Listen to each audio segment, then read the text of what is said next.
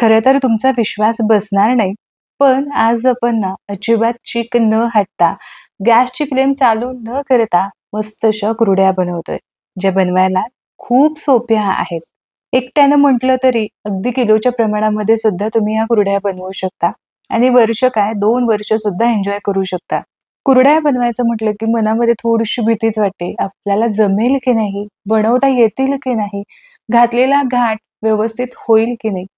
पण माझी आई आणि सोबत माझ्या सासूबाई सुद्धा सांगतात, सणासुदीला देवाच्या ताटामध्ये ना एखादा पदार्थ कमी ठेव, पण कुरडई मात्र असायला हवी. म्हणूनच तुमची शंका आणि तुमची भीती घालवण्यासाठी आज अतिशय सोप्या पद्धतीने कुरडईची रेसिपी मी आज तुमच्या समोर मांडणार आहे. अजिबात वेळ खाऊ नसणारी, अजिबात तामझाम न करता, कमीत कमी पसाऱ्यामध्ये अशी झटपट तयार होणारी ही कुरडई कशी बनवायची हे आज आपण पाहूयात. चला कुरडई बनवायला घेऊयात. तर आज आपण गव्हाची कुरडई नाही तर एकदम सोप्या पद्धतीने अगदी इन्स्टंट तयार होणारी पोह्यांची कुरडई बनवतोय. पोह्यांची कुरडई बनवत असताना पोहे कोणते घ्यायचे ते पहा. जो पातळ पोहे असतात किंवा ज्याला पेपर पोहे म्हणतात, ज्याचा आपण चिवडा बनवतो, असेच पोहे इथे वापरायचे. दुसरे कोणतेही पोहे इथे आपल्याला चालणार नाही. इथे मी अर्धा किलो पोह्यांच्या कुरड्या बनवते. जे सुरुवातीलाच मी तुम्हाला सांगते, की जवळ आसपास एक 50 ते 55 मध्यम आकाराच्या कुरडया होतात. आता सगळ्यात आधी हे पोहे आपल्याला स्वच्छ साफ करून घ्यायचेत, चाळून घ्यायचेत. यामध्ये असणारा कचरा, जाडसर साळी ह्या सुद्धा आपल्याला काढून टाकायच्या आहेत. तर संपूर्ण अर्धा किलो पोहे इथे मी स्वच्छ करून घेतलेले आहेत. आता हे स्वच्छ करून घेतलेले पोहे एका मोठ्या भांड्यामध्ये काढून घ्यायचेत, की जेणेकरून हे आपल्याला धुवून घ्यायला सोपे पडतील. आता सगळ्यात आधी हे पोहे एकाच पाण्याने आपल्याला धुवून घ्यायचेत. यासाठी भरपूर यामध्ये पाणी घालायचं. पोहे पातळ आहेत यामुळे खूप याला वर-खाली करत बसायचं नाही. अगदी हलका हात ठेवायचा, हलक्या हाताने वर-खाली करून घ्यायचे. जर यामध्ये तुम्हाला काही साळी दिसत असतील किंवा थोडासा कचरा दिसत असेल, तर तो हलकासा पाण्यावरती तरंगला जातो. तो पटकन काढून घ्यायचा. कारण आपण पुन्हा एकदा हे पोहे धुणार नाही आहोत. हे पोहे खूप पातळ आहेत त्यामुळे पटकन असे चिकट होतात. आता पोहे धुवून झालेत. हलक्या हाताने वर-खाली करून घेतलेत. यामध्ये असणारं एक्स्ट्राचं पाणी जे आहे ते आपल्याला निथळून घ्यायचंय. तर यासाठी इथे खाली मी मोठं वाडगं ठेवलेलं आहे. यावरती पुरणाची चाळण ठेवायची आणि आता यामधलं संपूर्ण पाणी जे आहे ते आपल्याला निथळून घ्यायचंय.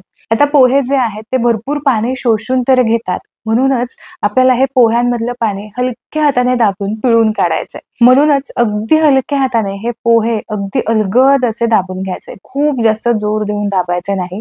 आपल्याला यामध्ये पाण्याचा अंश सुद्धा हवा आहे. तरी सुद्धा एक्स्ट्राचं जे पाणी आहे ते निथळायला हवं. म्हणूनच अगदी हलक्या हाताने मी हे दाबून घेतलंय. आता तसे पोहे एका पाण्यामध्ये धुतले की लगेचच ते भिजले जातात. पण अजिबातच कसर राहायला नको म्हणून एक 15 मिनिटांसाठी झाकून हे पोहे आपण छान भिजू देऊयात. तर इथे बरोबर 15 मिनिट झालेले आहेत किंवा अगदी अर्ध्या तासापर्यंत तुम्ही ठेवलं तरी सुद्धा चालू शकतं. तर बघा खाली वाळग्यामध्ये बरचसं पाणी निथळलेलं आहे. हे एक्स्ट्राचं पाणी खरं तर आपल्याला नकोच आहे. आता सगळ्यात महत्त्वाची स्टेप जिथे आपण कुरडईसाठी लागणारं चीक बनवणार आहोत. तेही गॅस न पेटवता. तर यासाठी निथळून घेतलेले पोहे जे आहेत ते बऱ्यापैकी दुसऱ्या भांड्यामध्ये आपल्याला काढून घ्यायचे. आता इथे 2 तुम्ही स्टेप फॉलो करू शकता. एकतर तुम्ही हातानेच हे चांगलं मळून घ्या, ज्याला थोडीशी जास्त मेहनत लागते. पण इथे जर पुरणाच्या चाळणीमधून तुम्ही असं गाळून घेतलं पुरणाप्रमाणे, तर छान बॅटर किंवा तुम्ही याला चीक म्हणू शकता. हे बॅटर खाली पडलं जातं. हाताने तुम्ही पुरणाच्या चाळणीमध्ये अशा पद्धतीने बॅटर खाली पाडून घेऊ शकता किंवा एखाद्या वाटी पेल्याची मदत घेऊन तुम्ही चीक गाळून घ्या. शक्यतो ना हाताने मळण्यापेक्षा या पद्धतीने पुरणाच्या चाळणीमधून तुम्ही गाळून घेतलत ना, तर मग जी कुरडईची तार असते ना, ती एकसारखी तार येते, पातळ येते आणि यासोबतच अजिबात ही तुटत सुद्धा नाही.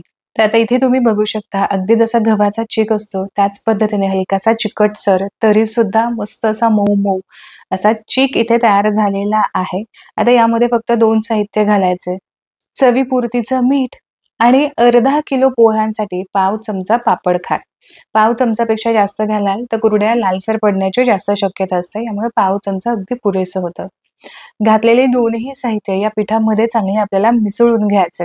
दोन्ही साहित्य चांगले यामध्ये मी मिक्स करून घेतलेले आहेत. आता कुरड्या बनवण्यासाठी आपलं हे मिश्रण तयार झालंय.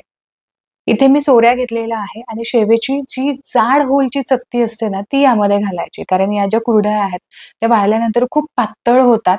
यामुळे थोडीशी जाड आपल्याला कुरडई हवी आहे. यामुळे जाड खोल असणारी चकती यामध्ये घालायची. सोऱ्याला आतल्या साईडने अगदी 4-5 थेंब तेल पुसून घ्यायचंय. तेलाची जास्त आवश्यकता लागत नाही. आता हाताने किंवा चमच्याच्या साहाय्याने ना चीक असा चांगला या सोऱ्यामध्ये दाबून भरायचा आहे. दाबून चीक भरला की कुरडईची तार कशी एकसारखी पडली जाते. मध्ये हवा असेल तर मग मध्येच तार तुटली जाते. म्हणूनच चीक जो आहे तो चांगला दाबून यामध्ये भरायचा आहे. सोऱ्या भरून झाला की लगेचच कुरडया पाडायला घेऊ. एखाद्या पॉलिथिनवरती किंवा साडीवरती, कापडावरती तुम्ही कुरडया पाडून घेऊ शकता. तर बघा अजिबात तार न तुटता मस्त अशी कुरडई पडत आहे. फार मोठी कुरडई करायची नाही किंवा अगदी एकावरती एक असं वेडे घालायचे नाहीत. कोणतीही कुरडई असू देत, 1.5 किंवा 2 वेड्यांचीच ही कुरडई करायची म्हणजे जास्त मोठी होत नाही आणि तळायला सुद्धा सोपं जातं. 2 ते 3 दिवसामध्ये वाळली सुद्धा जाते. तळल्यानंतर ताटामध्ये वाढायला बरी पडते. म्हणून फार मोठी अशी कुरडई ठेवू नका. तर बघा अगदी परफेक्ट अशा कुरड्या इथे पडत आहेत. आता संपूर्ण कुरड्या इथे मी पाडून घेणार. 2 ते 3 दिवस चांगल्या कडकडीत उन्हामध्ये वाळवून घेणार. अर्धा किलो पोह्यांमध्ये बरोबर मध्यम आकाराच्या 55 कुरडया तयार झाल्या. खरं तर व्हिडिओच्या दरम्यान हे कोणी सांगत नाही. तरी सुद्धा प्रामाणिकपणे तुम्हाला सांगते, की ह्या ज्या कुरडया आहेत त्या रव्याच्या कुरड्याप्रमाणे किंवा आपल्या ज्या रेग्युलर गव्हाच्या कुरडया असतात त्याप्रमाणे अशा पांढऱ्या शुभ्र अशा दिसत नाहीत. हलक्याशा पिवळसर रंगावरतीच या येतात. वाळल्यानंतर हलकासा पिवळसर रंग दिसतो खरा, पण तळल्यानंतर मात्र या थोड्याशा लाईट होतात. आणि आणखीन एक गोष्ट, बाकीच्या कुरडयांप्रमाणे ही कुरडई जास्त अशी फुलत नाही किंवा खूप तेल असं शोषून घेत नाही. कारण ही कुरडई इन्स्टंट आहे. ज्यावेळेस तुमच्याकडे अजिबातच सोय नाही की मदतीला कोणी नाही, अशा वेळेस गव्हाच्या कुरडईचा घाट घालण्यापेक्षा, रव्याच्या कुरडईचा घाट घालण्यापेक्षा, खूप पसारा करण्यापेक्षा ही इन्स्टंट कुरडई तुम्ही अशा वेळेस बनवू शकता. कुरडई तळण्यासाठी महत्त्वाच्या काही टिप्स लक्षात घ्या. कुरडई तळत असताना तेलाचा ताव चांगलाच असावा आणि ताव चांगला असेल, की कुरडई अगदी तेलामध्ये घातली, की एकदा ते दोनदा उलटी-पलटी केली, की लगेचच तेलामधून काढून घ्यायची. नाहीतर ही कुरडई लगेचच रंग धरते. तर काही कुरडया तळून मी तुमच्या समोर मांडलेल्या आहेत. तुम्ही याच्यावरून अंदाज घेऊ शकता.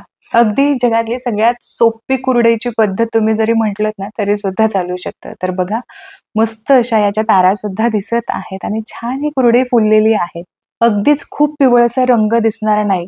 जर तुम्ही खूप वेळ तेलामध्ये अशीच ठेवली तर हलकासा रंग चेंज होऊ शकतो आणि छान या कुरड्या खुसखुशीत सुद्धा होतात. एक शॉर्टकट किंवा इन्स्टंट म्हणून या कुरडईकडे तुम्ही पाहू शकता आणि जरूर ट्राय करून पहा म्हणजे तुमच्या लक्षात येईल. सुरुवातीला थोडीशी भीती वाटत असेल, शंका येत असेल तर अगदी पाव किलो पोह्यांचे जरी तुम्ही बनवून ठेवलेत ना, तरी सुद्धा तुम्हाला एक अंदाज येईल. तर आशा करते आजची ही रेसिपी तुम्हाला आवडली असेल. रेसिपी आवडली तर व्हिडिओला लाईक जरूर करा. तुमच्या मित्र आणि परिवारामध्ये ही रेसिपी नक्की शेअर करा. पुन्हा भेटूया अशाच एका उपयुक्त रेसिपी सोबत. तोपर्यंत स्वस्थ रहा आणि मस्त मस्त खात रहा.